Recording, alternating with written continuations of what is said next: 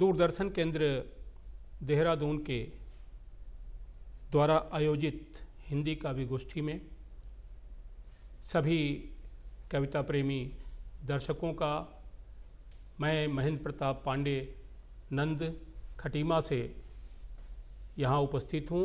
आपका हार्दिक अभिनंदन और स्वागत।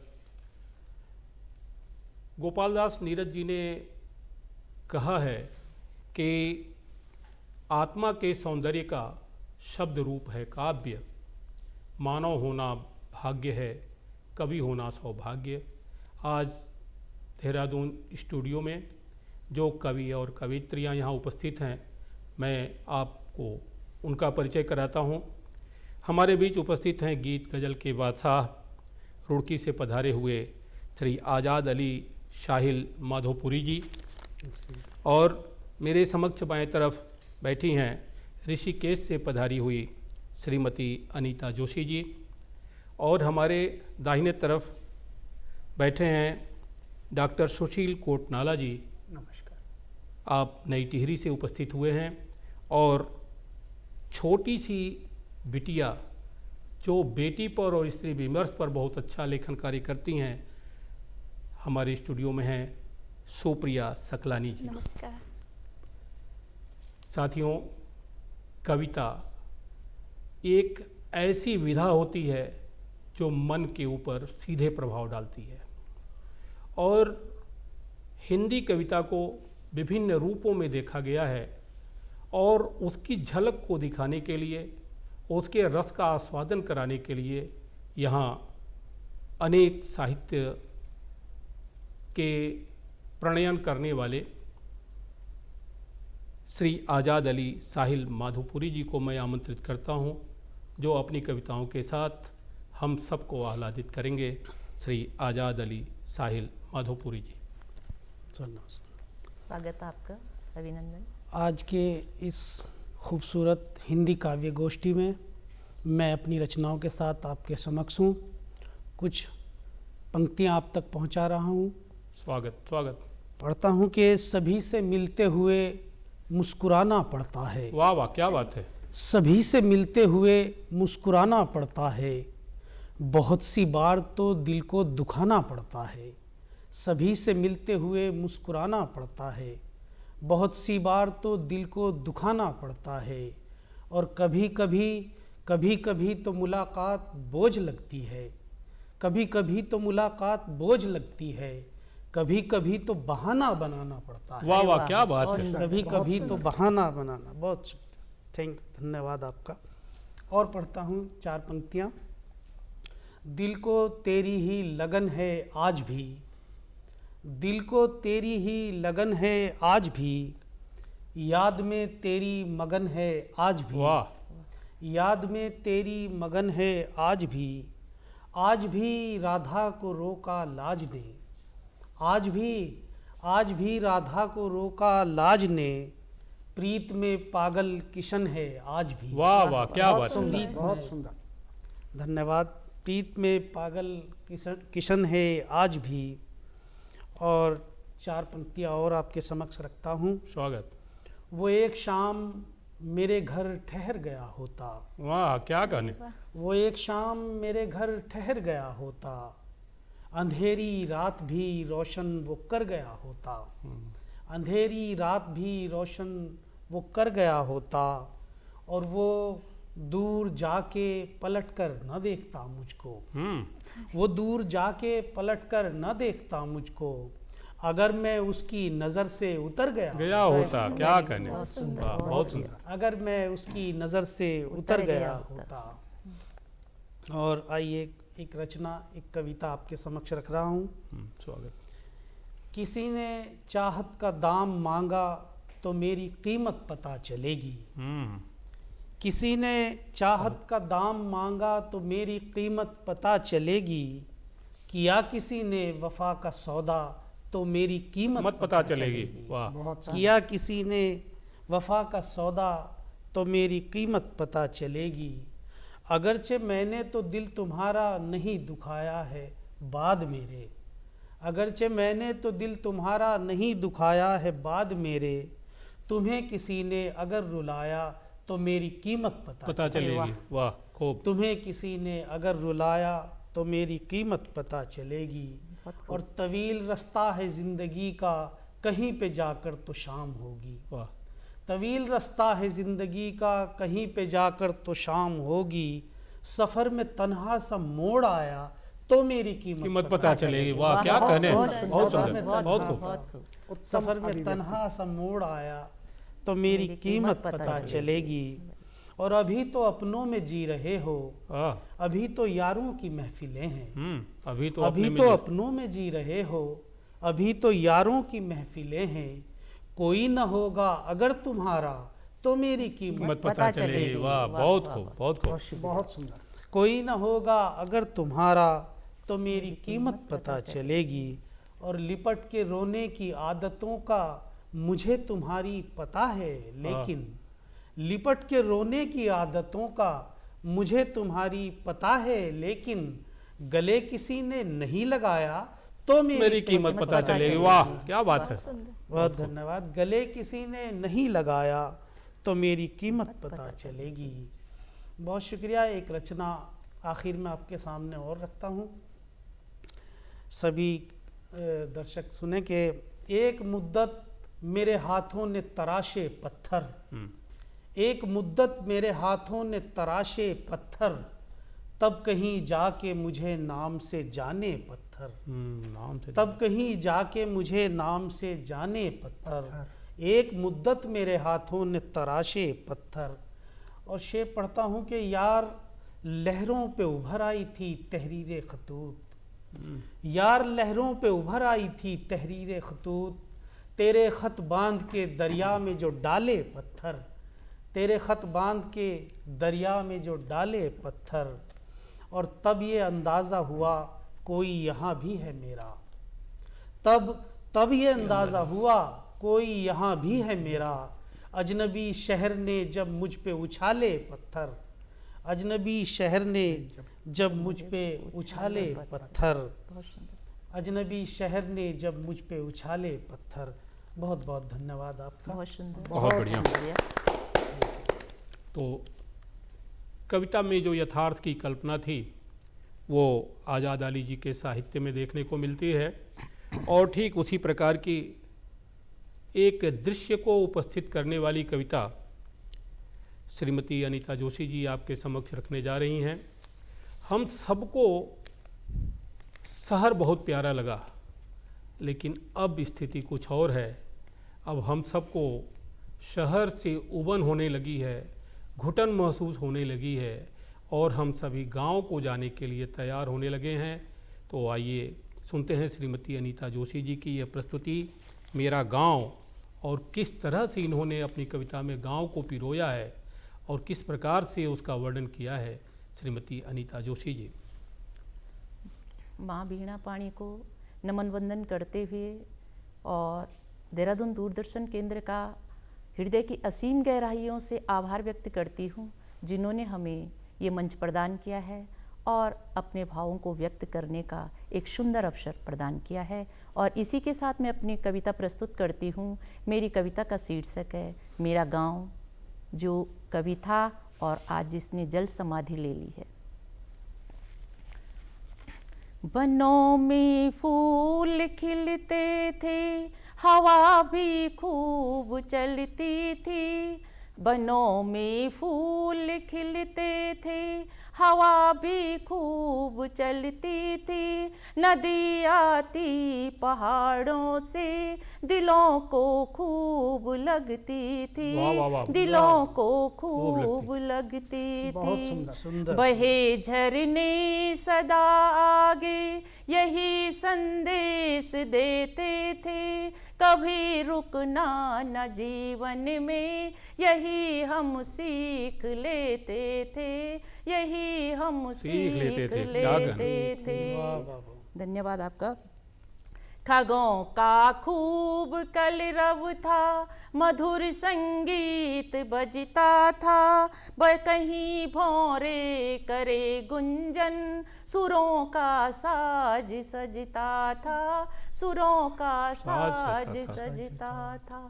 कली भी फूल बन करके पतंगों को रिझाती थी, कली भी फूल बन करके पतंगों को रिझाती थी, सुनाती गीत कोयल भी लगे सबको बुलाती थी, लगे सबको बुलाती थी। बहुत सुंदर। पहाड़ों की हवा ठंडी, यहाँ के गांव प्यारे थे, भरे थे खेत फसलों से, यहाँ के लोग न्यारे थे, भरे थे खेत फसलों से, यहाँ के लोग न्यारे थे। दया का भाव था दिल में, सदा सेवा सुहाती थी, दया का भाव था दिल में, सदा सेवा सुहाती थी। सजे थे धाम देवों के, धरा पावन बुलाती थी, धरा पावन बुलाती थी। अनोखा गाँव था मेरा, अनोखी शान थी इसकी, बहे गंगा सदा अविरल, यही पहचान थी जिसकी, यही पहचान थी जिसकी। सभी आते हमारे घर, यहाँ माँ का बसेरा था, सुखद होती यहाँ संध्या, मनोरम सा सवेरा था, मनोरम सा सवेरा। बहुत सुंदर पंक्तियाँ। यहाँ गंगा नदी पावन, सदा मन को लुभाती थी, यहाँ गंगा नदी पावन, सदा मन को लुभाती थी। सदा शिव का बसेरा था, तरंगे गान गाती थी, तरंगे गान गाती थी। उतारे आरती माँ की, यहाँ संध्या सुहानी थी, नमन करते सभी इसको, यही इसकी कहानी थी, यही इसकी कहानी थी। बहुत सुंदर, बहुत बसा पावन नदी तीरे, सिराई नाम था इसका, बसा पावन नदी तीरे, सिराई नाम था इसका। रसालों से भरे उपवन, अभी भी ध्यान है जिनका, रसालों से भरे उपवन, अभी भी ध्यान है जिनका। समाधि आज ले ली है, वहीं जल में समाया है, समाधि आज ले ली है, वहीं जल में समाया है। मधुर यादें सदा आती, नयन भर नीर लाया है, नयन भर नीर लाया है, नयन भर नीर लाया। बहुत सुंदर, बहुत सुंदर। जय जन्मभूमि, जय भारत। बहुत सुंदर। अनीता जोशी जी ने अपनी कविताओं के द्वारा विकास के क्रम में जब किसी गांव को जल समाधि लेना पड़ा, उसकी पीड़ा को व्यक्त किया। और निश्चित रूप से जो आपने शब्द क्रीड़ा की, वह शब्द क्रीड़ा बहुत से हमारे अंदर चिंताओं को, दुश्चिंताओं को और समाधानों को भी व्यक्त करती है। आजकल एक दौर चला है विमर्श का, और उस विमर्श साहित्य की जब बात आती है तो उसमें अनेक प्रकार के विमर्श में सबसे प्रथम विमर्श हो जाता है नारी विमर्श, और उसमें भी अनेक प्रकार की चिंताएं व्यक्त की जाती हैं, जिसको एक नन्ही सी नवोदित कवयित्री सुप्रिया सकलानी स्त्री विमर्श कुछ शब्द पिरोने हैं जैसी कविताओं के द्वारा प्रस्तुत करने जा रही हैं। स्वागत है। अभिनंदन सुप्रिया बेटे, बहुत सुंदर। नमस्कार, मैं सुप्रिया सकलानी स्त्री विमर्श पर लिखती हूँ। यह विमर्श दुनिया का सबसे जरूरी विमर्श है। यह दुनिया की आधी आबादी के समानता और अधिकार, उनके सामर्थ्य को रेखांकित करते हुए अधिकार और आधुनिक मानवता के संदर्भ में देखता है। आज की लड़की, आज की स्त्री के लिए क्या सोच रखती है, मैं उसका प्रतिनिधित्व करते हुए अपनी कुछ कविता प्रस्तुत कर रही हूँ, जिसका शीर्षक है कुछ शब्द पिरोने हैं। स्वागत। सुस्वागत। स्वागत। मुझे कुछ शब्द पिरोने हैं। मुझे चाहिए गगन पर बिछी चादर जो मखमली प्रेम से ढकी हुई हो। मुझे चाहिए प्रेम से ढकी हुई चादर। मुझे चाहिए एक पुष्प, मुझे चाहिए एक पुष्प, पुष्प सी खिलखिलाती हुई हंसी, पुष्प सी खिलखिलाती हुई हंसी। उसमें एक जगह मुझे अपनी हंसी के लिए चाहिए, मुझे अपनी हंसी के लिए चाहिए। मुझे कुछ शब्द पिरोने हैं, मुझे कुछ शब्द पिरोने हैं। वर्षा की बूंदों में, वर्षा की बूंदों में, जिनमें एक बूंद मेरी भी हो, जिनमें एक बूंद मेरी भी हो। बहुत खूब। उस एक बूंद में मेरी अपनी एक नदी हो, उस एक बूंद में मेरी अपनी एक नदी हो। मुझे कुछ शब्द पिरोने हैं, मुझे कुछ शब्द पिरोने हैं। सूरज की किरणों में, सूरज की किरणों में, जिनमें एक किरण मेरी भी हो, जिनमें एक किरण मेरी भी हो। और उस एक किरण में, और उस एक किरण में मैं बुन सकूं अपने सपनों, अपने उम्मीद के सपने। मैं बुन सकूं अपने उम्मीद के सपने। मुझे कुछ शब्द पिरोने हैं। मुझे चाहिए गगन पर बिछी चादर जो मखमली प्रेम से ढकी हुई, बहुत जो बढ़िया, मखमली प्रेम से ढकी हुई। कुछ शब्द पिरोने हैं, मुझे कुछ शब्द पिरोने हैं।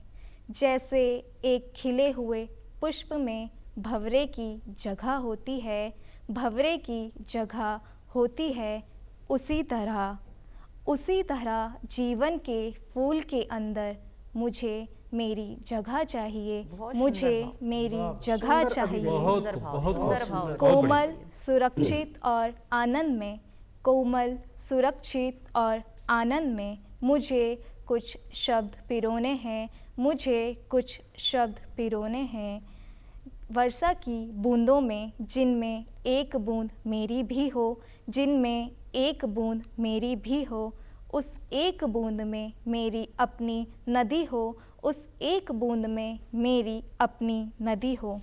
मुझे खुशियों की अपनी एक दुनिया रचनी है, मुझे खुशियों की अपनी एक दुनिया रचनी है। और ऐसे ही कुछ और शब्द पिरोने हैं, और ऐसे ही कुछ और शब्द पिरोने हैं। इस कवि गोष्ठी में हमारे साथ उपस्थित हैं डॉक्टर सुशील कोटनाला जी, और आपकी रचना इस प्रकार की है कि भारत और नेपाल के बीच पारस्परिक, साहित्यिक, आध्यात्मिक संबंध सदियों से रहे हैं, और बेटी और रोटी का संबंध है। रिश्ते नाते भी भारत में नेपाल के होते हैं और नेपाल वालों के भारत में होते हैं। लेकिन जब राम की बात आती है तो राम इन दोनों देशों के समुच्चय हैं, सबको जोड़ने के लिए आराध्य देव हैं। और आपकी रचना, डॉक्टर सुशील कोटनाला जी की रचना नेपाल में राम, जो बहुत ही चर्चित है, बहुत ही प्रसिद्ध है, जिसको अनेक पत्र पत्रिकाओं में स्थान मिला और आपको अनेक सम्मान मिले, वह रचना सुनने का सौभाग्य हम सबको प्राप्त हो रहा है। डॉक्टर सुशील कोटनाला जी। मेरी कविता का शीर्षक है नेपाल में राम। स्वागत। नेपाल में ससुराल है राम की, नेपाल में ससुराल है राम की, वह मिथिला का विस्तृत भूभाग भी, वह मिथिला का विस्तृत भूभाग भी, जनकपुर में जानकी का भव्य मंदिर, चितवन त्रिवेणी तीर्थ में वाल्मीकि का आश्रम सुंदर, वाह बहुत बढ़िया। बहुत सुंदर। महाराज महेंद्र वीर विक्रम शाह की वह सुंदर पारी, महाराज महेंद्र वीर विक्रम शाह की वह सुंदर पारी, राम नवमी 1967 में हुआ राम पर डाक टिकट जारी। वाह। बहुत राम नवमी 1967 में हुआ राम पर डाक टिकट जारी, भानुभक्त रचित सुंदर नेपाली रामायण, भानुभक्त रचित सुंदर नेपाली रामायण, भानुभक्ति लय में उसका सुंदर पारायण, आदि कवि नाम से विख्यात भानुभक्त से हुई मुखरित नेपाली, आदि कवि नाम से विख्यात भानुभक्त से हुई मुखरित नेपाली, देवनागरी लिपि भी धन्य हुई और प्रतिष्ठित गोरख्याली, वाह क्या बात है, और बहुत बढ़िया। प्रतिष्ठित गोरख्याली। राम मंदिर के निर्माण में नेपाली काली गंडकी शिलाएं, राम मंदिर के निर्माण में नेपाली काली गंडकी शिलाएं और नेपाली संतों की भी हुई मुखर भक्ति भावनाएं, और नेपाली संतों की भी हुई मुखर भक्ति भावनाएं। मेरी दूसरी कविता का शीर्षक है ममता और प्रेम। प्रेम का घनत्व ममता के घनत्व से सदैव न्यून होता है। वाह। प्रेम का घनत्व ममता के घनत्व से सदैव न्यून होता है। प्रेम का क्षेत्रफल अधिक किंतु आयतन शून्य होता है। वाह क्या बात कहने, है। क्या प्रेम का क्षेत्रफल अधिक किंतु आयतन शून्य होता है। प्रेम दो विमाओं में निहित है। प्रेम दो विमाओं में निहित है, प्रथम प्रेमी तथा द्वितीय प्रेमिका, जबकि ममता तीन विमाओं पर आश्रित है, पति पत्नी और बच्चों की इतिका। वाह। जबकि ममता तीन विमाओं पर आश्रित है, पति पत्नी और बच्चों की इतिका। प्रेम की गणित वर्ग तक सीमित है। प्रेम की गणित वर्ग तक सीमित है, जबकि ममता घन से घनीभूत है। क्या क्या जबकि ममता घन से घनीभूत है। संसार का सर्वाधिक पवित्र संबंध माँ और बच्चे से अनुभूत है। वाह वाह वाह बहुत क्या बात है। संसार का सर्वाधिक पवित्र संबंध माँ और बच्चे से अनुभूत है। प्रेम को ममता से अभिभूत होना ही चाहिए। ममता का प्राकृतिक संबंध घनीभूत होना भी चाहिए। ममता सदैव निस्वार्थ होती है, किंतु प्रेम स्वार्थ का स्पर्श करता है। प्रेम घृणा में बदल सकता है, परंतु ममता का स्वरूप अटल रहता है। वाह क्या क्या बात है। बात है। बहुत प्रेम सुंदर। घृणा में बदल सकता है, परंतु ममता का स्वरूप अटल रहता है। बहुत अच्छा। प्रेम पर बातें बहुत हुई हैं। रहीम कवि ने कहा है कि प्रेम के बारे में परिभाषा बताया उन्होंने कि प्रेमी ऐसा चाहिए जैसा लोटा अरुडोर, अपना गला फंसाए के लाए नीर झकोर। वाह, तो प्रेमी की पहचान यह है। लेकिन आज के समय में जो प्रेमी की कल्पना की जा रही है, उसको रहीम ने सचेत कर दिया था बहुत पहले कि आज के प्रेमी कैसे हैं कि रहीमन प्रीत सराहिए जस खीरा ने कीन, ऊपर से तो दिल मिला भीतर फांके तीन। तो आज के प्रेमी इस तरह के हैं, और पहले प्रेमी जो कबीरदास जी ने कहा, भारतेंदु हरिश्चंद्र जी ने कहा, जो कोटनाला जी ने कहा, या जो सुप्रिया ने कहा, प्रेम की वो परिभाषा निश्चित रूप से पूजनीय है, आदरणीय है, और बहुत अच्छी रचनाओं को हम सब सुन रहे हैं। श्री कोटनाला जी। अब मैं जो आज की इस काव्य गोष्ठी का बहुत ही सुंदर संचालन कर रहे हैं, महेंद्र प्रताप पांडे नंद, जो कि समसामयिक विषयों पर छंदबद्ध रचना लिखते हैं। रचनाएं उनकी बड़ी लोकप्रिय हैं, और खटीमा ऊधम सिंह नगर से आप हमारे मध्य आए हैं। मैं आपसे निवेदन करूंगा कि आप अपनी कविताओं को हम सबके सम्मुख प्रस्तुत करने की कृपा करेंगे। श्री पांडे जी। स्वागत। धन्यवाद। मैं एक रचना ऐसी प्रस्तुत कर रहा हूँ कि एक कूड़े की ढेर पर एक दिन की पैदा हुई बच्ची को फेंक दिया गया था।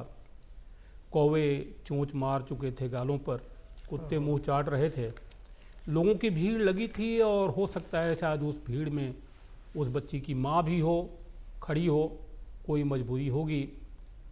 तो उसको जब सुना, देखा, तो मन के अंदर ये पीड़ा पैदा हुई कि वो बच्ची जो पैदा हुई है, नवजात है, उसके मन में भी अपने माँ बाप के लिए प्रेम होगा। अब माँ बाप के मन में प्रेम कितना है, क्यों नहीं है, ये अलग समस्या हो सकती है। तो उसको देख करके मैंने एक कविता लिखी बच्ची के तरफ से, माँ मेरा अपराध बताओ, वाह, माँ स्वागत है मेरा अपराध बताओ, सुंदर। डरो नहीं, संकोच करो मत, जग को तुम निर्बाध बताओ, माँ मेरा अपराध गहराई। बताओ। बहुत क्या सुंदर, कहिए, बहुत बहुत ठीक है तेरी थी मजबूरी, नहीं चाहती थी तुम ढोना।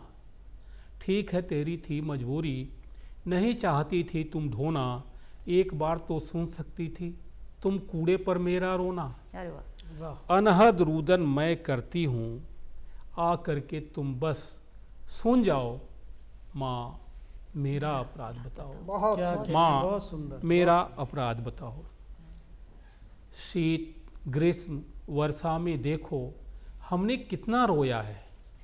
शीत ग्रीष्म वर्षा में देखो हमने कितना रोया है, पर तुम तो निश्चिंत हो गई, पाप को अपने धोया है। मैंने क्या अपराध किया था, वाह, मैंने क्या अपराध किया था, इसका उत्तर आज बताओ, माँ मेरा अपराध बताओ। वाह, वाह, वाह, बहुत मैंने कहाँ कहा था तुमसे जग में मुझको तुम ले आना। मैंने कहाँ कहा था तुमसे जग में मुझको तुम ले आना। तुमको जितने कष्ट थे मिलने, मुझको ही बस तुम दे जाना। मैंने कहाँ कहा था तुमसे जग में मुझको तुम ले आना। तुमको जितने कष्ट थे मिलने, मुझको ही बस तुम दे जाना। दुनिया प्रश्न अनेक कर रही, बहुत सुंदर। दुनिया प्रश्न अनेक कर रही, बहुत सुंदर। इसका उत्तर आज बताओ, माँ मेरा अपराध बताओ, माँ मेरा अपराध बताओ। बहुत बहुत सुंदर, सुंदर। मानव मार्मिक गुरु को एक- झकझोरने वाली वह कहती है कि हे माँ तुमको लोग गाली दे रहे हैं, मुझसे नहीं बर्दाश्त हो रहा है।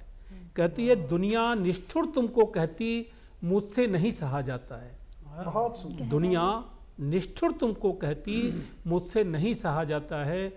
मुझको एक लावारिस त्यक्ता फेंकी नाम दिया जाता है।